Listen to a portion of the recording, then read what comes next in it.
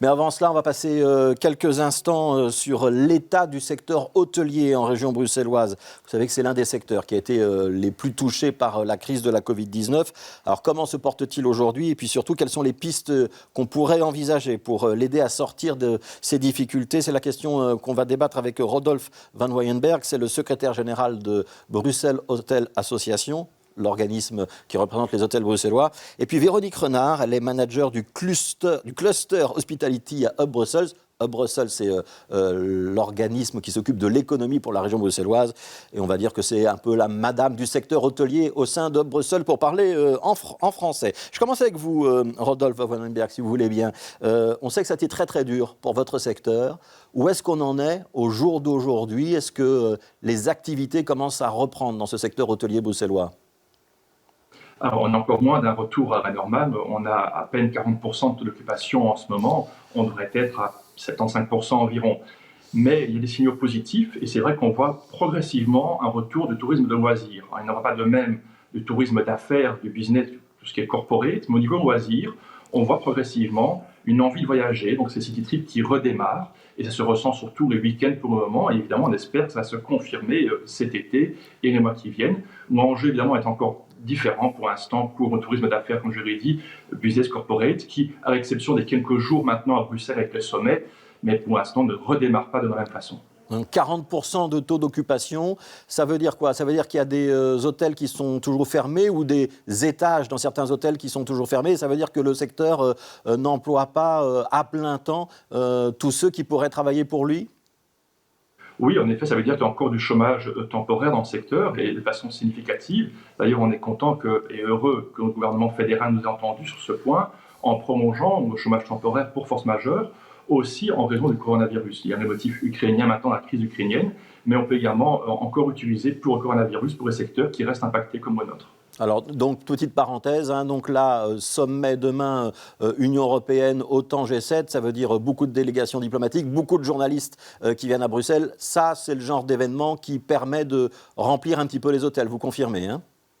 Oui, ce sont des jours qui vont être intenses et on a pu vu ce type d'activité depuis 2 ans, avec des baisses d'activité que vous savez de moins 70%, moins 90% pendant 2 ans, sans avoir connu finalement de reprise même partielle entre les confinements. Ici, c'est vraiment une parenthèse qui n'est pas significative non plus de la tendance, vu que tout ce qui est réunion, tourisme d'affaires, pour l'instant, ne reprend pas comme au tourisme de loisirs.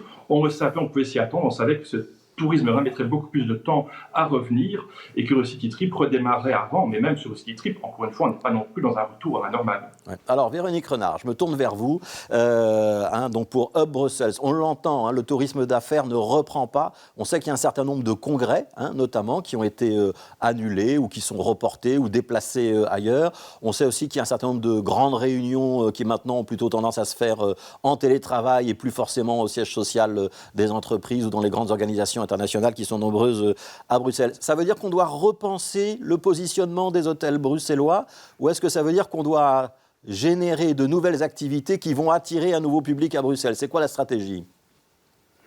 Alors, en ce qui concerne les congrès, c'est sûr qu'on doit repenser un petit peu la stratégie afin justement de pouvoir offrir toutes les possibilités, les compétences audiovisuelles vraiment performantes pour que justement la formule hybride puisse être présente et que Bruxelles soit une destination où on puisse accueillir justement des congrès qui auparavant étaient peut-être trop grands pour Bruxelles, mais qui maintenant justement, avec le côté hybride, Bruxelles pourrait être une destination très attractive pour eux. Sinon, c'est certain qu'on doit repenser un peu notre public, puisque au niveau loisirs, par exemple, c'est sûr que c'est plutôt le public belge, le public bruxellois, le public des pays limitrophes, qu'il va falloir attirer à nouveau, et donc il faut repositionner son offre, repenser à son produit, peut-être aussi créer de nouveaux partenariats, de nouvelles collaborations avec des acteurs du tourisme bruxellois, de manière à présenter une offre qui soit innovante, qui soit attractive, pour cette nouvelle cible. Ouais. J'essaie de décoder, d'expliquer un petit peu ce que vous venez de dire. Vous allez me dire si j'ai bien compris.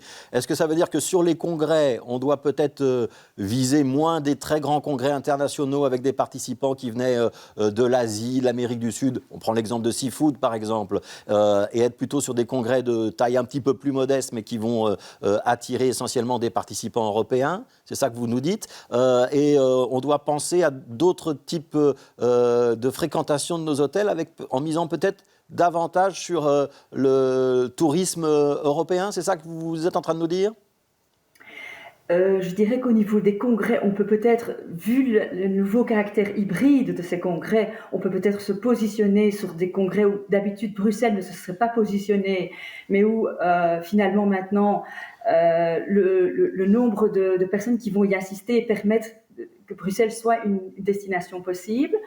Et quant au tourisme de loisirs, oui, on l'a vu ces 2 dernières années, les pays limitrophes et le public belge ont vraiment été très présents pour le secteur touristique bruxellois. Ouais, donc peut-être des congrès internationaux qui autrefois avaient lieu ailleurs, mais qu'on pourrait rapatrier à Bruxelles, si j'ai bien compris. Rodolphe Van Woudenberg, une petite réaction à ce qui vient d'être dit. Et j'ajoute une petite question. On sait que quand la ville de Bruxelles, par exemple, ou la région bruxelloise lance des grandes opérations culturelles ou touristiques, je pense à Plaisir d'hiver, par exemple, ça attire une partie du public. Est-ce que c'est ce genre de choses qu'il va falloir régénérer, relancer en région bruxelloise pour vous aider et avoir, par exemple, très régulièrement des festivals musicaux pendant le printemps, pendant l'été, pendant l'automne, pour vous offrir une bouffée d'oxygène? C'est une idée, ça? Oui, alors la politique événementielle, ça c'est fondamental. Je vais juste revenir un instant sur les congrès. Je pense qu'il faut rester ambitieux et on va continuer à viser les congrès internationaux et pas uniquement les pays limitrophes, évidemment, même si on sait que c'est le tourisme qui revient en premier. Donc restons ambitieux également sur le segment des congrès. Toutes les destinations vont voir la taille des congrès se réduire sans doute, mais il faut continuer à être compétitif et à être ambitieux quant à la clientèle et aux pays que l'on veut viser. Et également peut-être investir dans les infrastructures au niveau des congrès également. On peut penser au projet de Néo et de faire en sorte que ce projet progresse. C'est essentiel aussi pour notre secteur.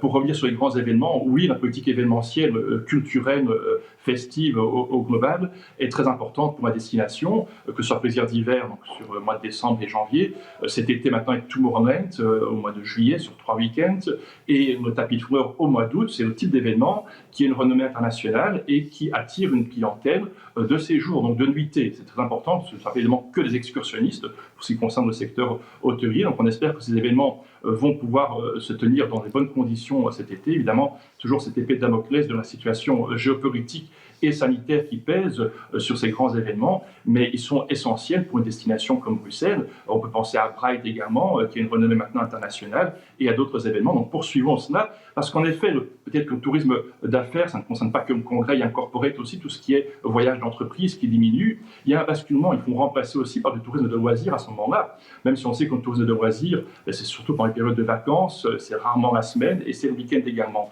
Donc il faut évidemment essayer de ce basculement, mais ne pas non plus désinvestir au tourisme MICE, Meeting, Incentive, Conference and Events, qui reste un tourisme également très intéressant au niveau des prix pratiqués pour le secteur hôtelier. Ouais. C'est évidemment des dépenses très importantes sur une destination. Un touriste d'affaires, un homme ou une femme d'affaires dépense beaucoup plus que quelqu'un qui voyage pour des motifs de loisirs dans les restaurants, dans les transports, donc il y a un basculement, dans les taxis, etc.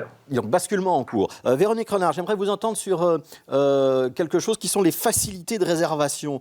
Je ne vais pas citer de nom, mais on sait qu'il y a quand même une partie du trafic hôtelier qui se fait par un ou deux très grands sites de réservation, très grand public, mais qui prélèvent aussi de fortes commissions. L'avenir aussi pour les hôtels, c'est ça, c'est de pouvoir peut-être être mieux référencé, se passer de ces grands sites, peut-être avoir, comme on a eu sur le débat pour les taxis face à Uber, des applications de réservation qui référenceraient mieux les hôtels bruxellois. C'est envisageable ça ou pas? Et ça fait partie de l'expérience aussi pour le client. Bien sûr, je pense que ce qui est le plus important, c'est de développer une véritable stratégie digitale pour le secteur hôtelier. Donc, ça veut dire vraiment se rendre visible auprès de ses clients, avoir un site web super performant, avoir un module de réservation qui soit très facile d'accès pour les clients. Et puis après, bien sûr, il va falloir les fidéliser. Donc, il faut analyser les données, le parcours de son client, lui faire des offres régulières, travailler son référencement, être visible sur les réseaux sociaux, toute une série voilà, d'actions qu'il est nécessaire d'entreprendre si on veut diversifier et essayer justement d'obtenir des réservations en direct. Ouais. Ce travail-là, il des est en clients. cours, Véronique Renard, ce travail-là, il est en cours? Le travail de digitalisation, d'aide à la digitalisation des acteurs du tourisme, il est certainement en cours. Il était déjà en marche avant la crise du Covid, mais il a été accéléré. Toutes les innovations digitales ont été accélérées avec la crise du Covid, Ouais, certainement. une dernière question, Rodolphe Voyenberg, c'est à la fin de ce débat. Vous nous dites on est aujourd'hui à 40% d'occupation.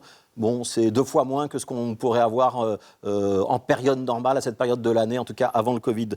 Vous pensez qu'on va revenir rapidement à quoi, 50, 60, 70%? Est-ce que vous envisagez qu'on puisse revenir au taux d'occupation du passé ou ça c'est fini, il faut tourner la page? Non, non, on y reviendra. Ça prendra du temps pour le segment affaires, ça ira plus rapidement pour le loisir, mais on y reviendra parce que Bruxelles garde son attractivité et le potentiel est là. Il reste intact et c'est un secteur qui restera évidemment prioritaire pour Bruxelles en termes de création d'emplois, mais qui garde vraiment tout son intérêt. C'est évident que l'envie de voyager va reprendre et à ce niveau-là, tous les indicateurs sont positifs. C'est du moyen ou du long terme, mais l'attractivité de Bruxelles en termes de city trip ou pour les congrès et l'affaire reste indéniable et à un moment reprendra. Rodolphe Van Wouwenberg de Bruxelles Hôtel Association, Véronique Renard de Bruxelles. Merci à tous les deux. Je résume en 2 mots. Il y a un basculement de la clientèle, mais on ne renonce pas à avoir une grande ambition hôtelière sur la région bruxelloise. Merci à tous les deux.